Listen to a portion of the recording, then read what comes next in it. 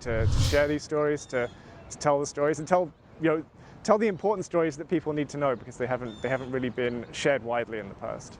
The City of Toronto and Heritage Toronto will honor the legacy of Dr. Alexander Augusta and Dr. Anderson Abbott, recognized as being the first Black doctors in the country. City Council recently approved funding for a pair of plaques to be installed in the city. Chris Bateman manages the plaques program for Heritage Toronto. Both of them are the first Black doctors in Canada.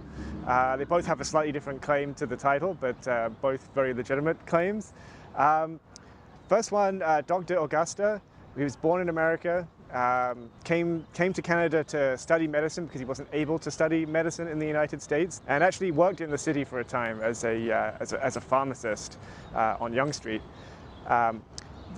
During the Civil War, he was American. At the outbreak of the Civil War in the 1860s, he decided he wanted to enlist in the Union Army. He stayed in the United States and devoted himself to teaching medicine. The other plaque is for Dr. Anderson Abbott.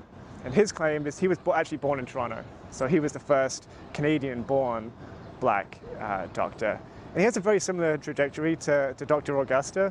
Studied in Toronto and also went to fight in the Civil War. And they were actually friends. So far, the plan likely has the plaque honoring Dr. Abbott going right around here near College in Spadina, close to where he once lived and the University of Toronto.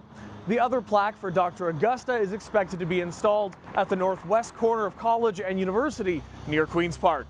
The accounts that we have of him as a student indicate he was exemplary. Dr. Nav Prasad was part of the team that brought Dr. Augusta's story forward to Heritage Toronto. There were accounts of Augusta from some of his professors at the time, and others he had sought reference letters from. And so we can see some of the endorsements of Augusta at the time. And it seems like there were a number of individuals in Toronto or Upper Canada at the time who thought very highly of Augusta and his abilities as a physician.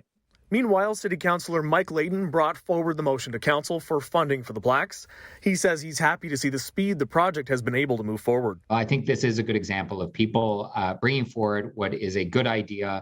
I think if it speaks to anything, it's just sometimes the stars align and we're able to take action on ideas that come forward from our community. When we look from a heritage perspective and we decide what we want to have as a plaque, as a sign in a public place, what are some of the criteria that you think about?